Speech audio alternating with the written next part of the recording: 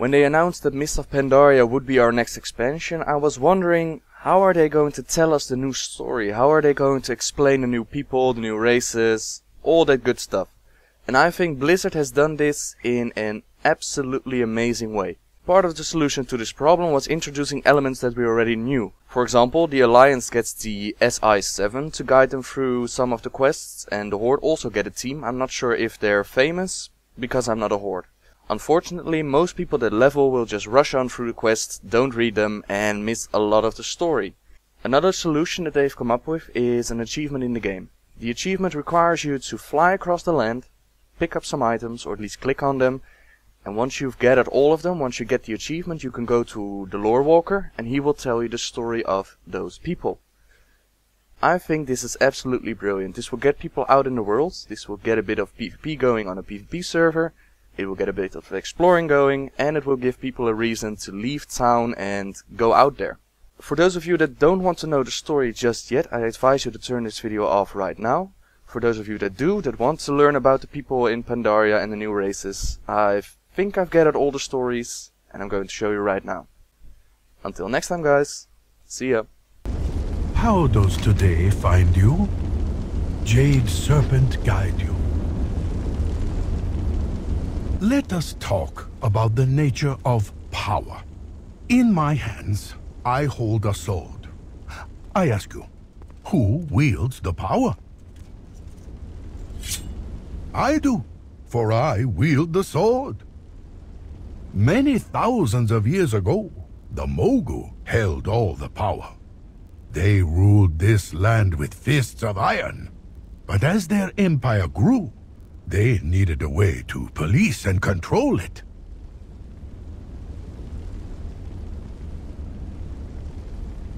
They used the powers of the Veil and their own flesh-warping magics to twist and shape a race of ferocious lizards into a living weapon. They created an army of Saurok, bloodthirsty savages created to enforce the will of the Emperor. Ah, but there is a problem with creating a living weapon. Do you see? Who now wields the power?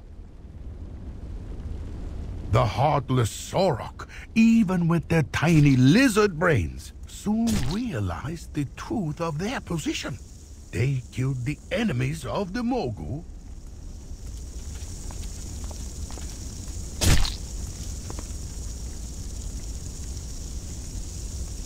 Then they killed the subjects of the Mogu.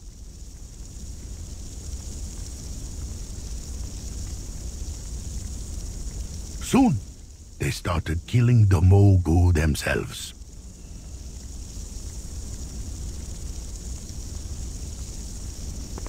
The Mogu Emperor then ordered all of the Saurok to be purged.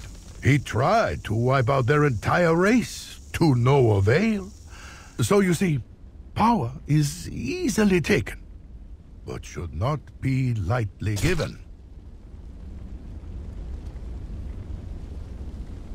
Oh, I seem to have lost my sword.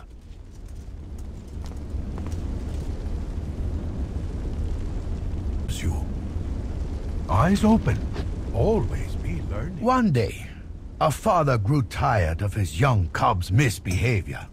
You act just like a Hozen, the father scolded. Still, to teach him a lesson, the father dragged the cub out to the forest to watch how the Hozen live. Do you see what the Hozen are like, he asked. Do you want to live like that?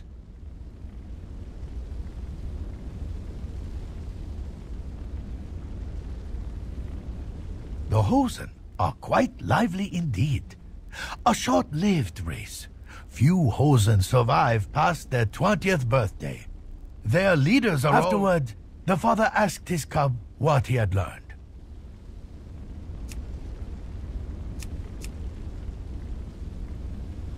I learned that we work and toil on our little farm, but that the Hozen have the whole world as their garden, the cub said.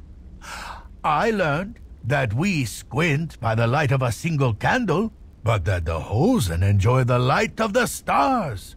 I learned that I go to school every day, but that the Hozen learn by doing.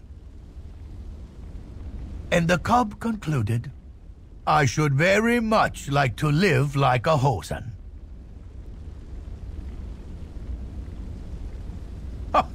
Who then was the wiser, the father or the cub?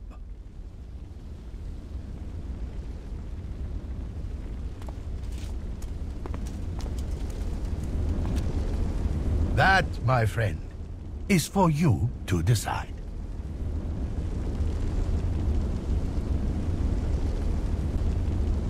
Farewell. Great events often have humble beginnings. Consider a quiet pond. Still, the water is like a sheet of glass. Until I throw a stone. Such a small thing, but soon ripples engulf the whole of the lake. The Jinyu also have humble origins. Once primitive creatures, they were fortunate enough to live near the enchanted pools within the Veil. The magic of the pools expanded their minds and grew their bodies until they became one of the great ancient cultures of Pandaria. The wisest of the Jinyu are very wise indeed. They can speak to the rivers the way you and I would consult our elders. In the whispering waters, they can hear the future. The Jinyu and their water speakers stand at the very heart of the greatest events in Pandaria's history. Their visions built empires, freed slaves, and warned our last emperor of the sundering that shattered Azeroth 10,000 years ago. Think about it. The smallest voice can change the world. Consider that, friend, the next time you decide to start throwing stones.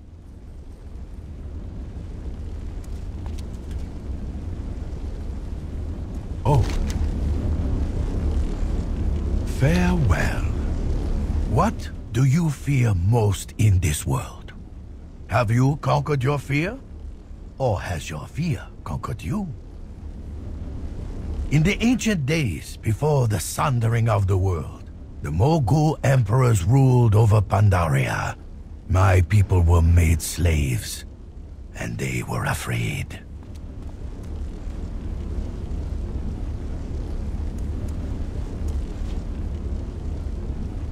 The Mogu were masters of pain and torture, of dark magics and brutal weapons. No Pandaren, Hozen, or Jinyu could resist. It was the Mogu who built the Serpent Spine. The most unlucky of slaves were sent to aid in its construction and defense, to be fodder for the Mantid. As the Empire grew, the Mogu began to experiment with the secrets of the Veil.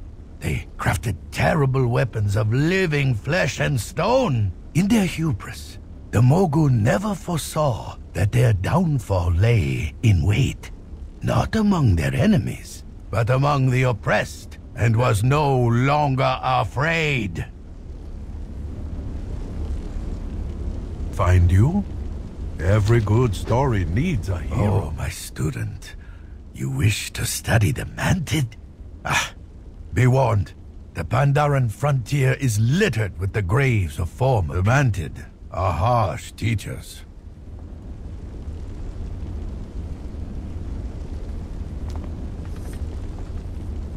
Every generation, the Mantid swarm the Serpent Spine Wall in great numbers. They murder many Pandaren, so we kill many times their number in return. Yet each generation, they attack once more. We Pandaren do not know.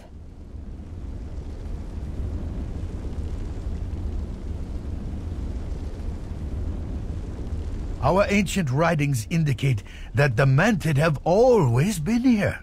They predate even the Mogu. Where did they come from?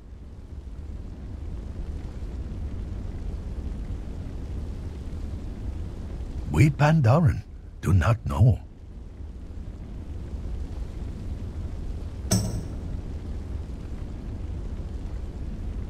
Perhaps if you were to befriend the Mantid and earn a reputation among them, they would teach you their secrets. But I warn you, nobody has ever befriended the Mantid.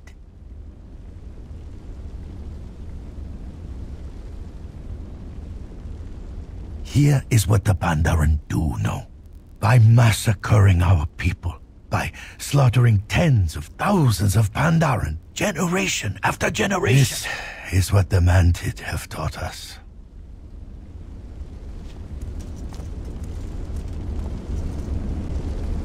Tread lightly.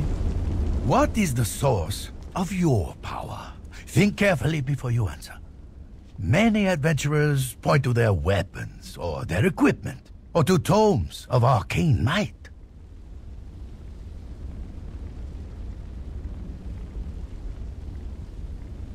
Long ago, when my people were slaves of the Mogu Empire, we were forbidden from carrying any weapon at all. We were not fighters, and no one believed we could fight the Mogu without magic and steel.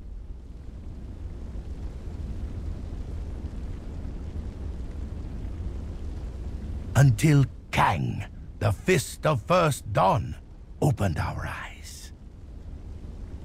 One day, the beloved monk issued a challenge to his fellow slaves. "Hit me!" he called out. Surprised, the beleaguered Pandaran slaves tried to strike Kang.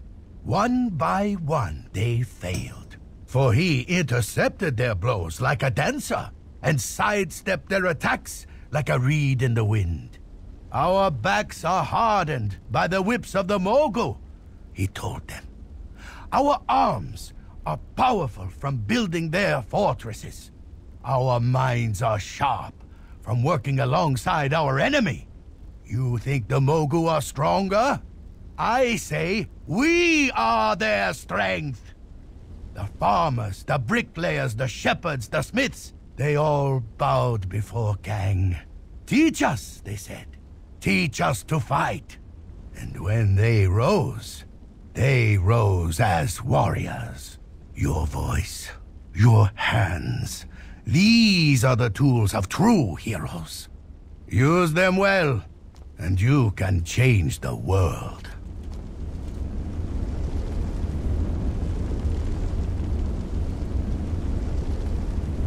Oh.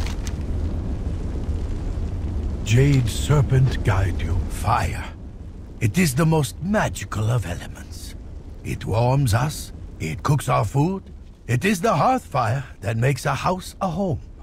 In the right hands, fire can shape iron into swords or plowshares.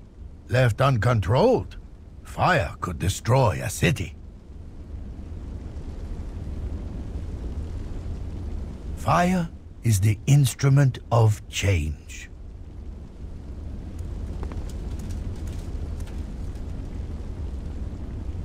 Long ago, a group of sturdy nomad hunters wandered the world. By a stroke of fate, they were here in Pandaria when the Sunderings. Those noble hunters found a way to survive on their own. Fire was the key. They drew up oil from the ground. They used from the flames of fate. The Yaungol were born. They survived beyond the wall, for they refused to submit to any... Has fate been cruel to the Yaungol? You may as well ask if fire is good or bad. Fate is like fire. It can shape us, or it can destroy us.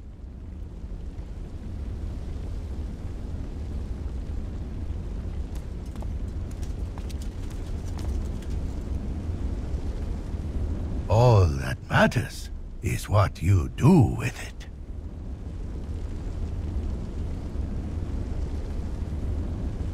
well. Ah, you wish to learn of our last and greatest emperor, Shaohao.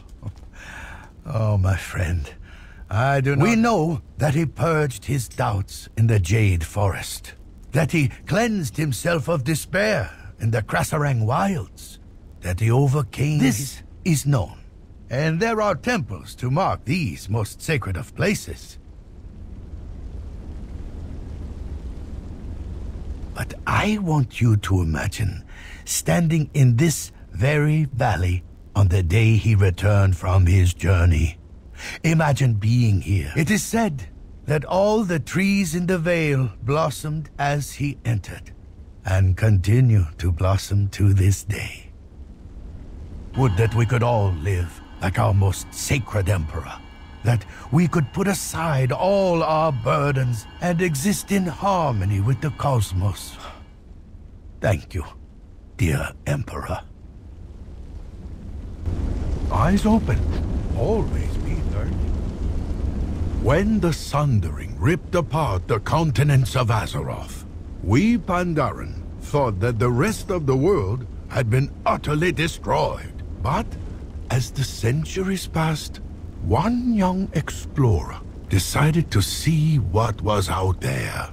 His name was Liu Lang, and he set out to discover the world on the back of a turtle.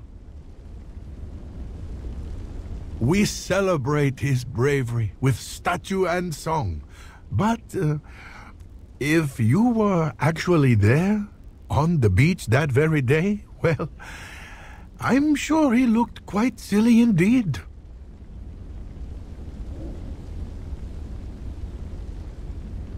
Oh, how the Pandaren laughed at him. But Liu Lang was more clever than anyone thought. Sea turtles always return to the beach where they were born.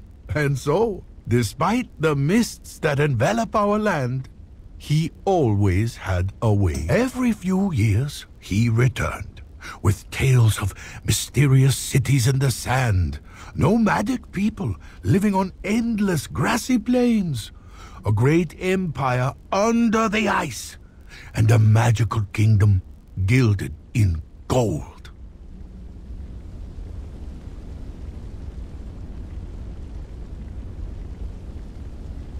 Each time he returned, more and more Pandaren answered Liu Lang's call and joined him on his growing turtle. They were the bravest among us, the explorers, the adventurers.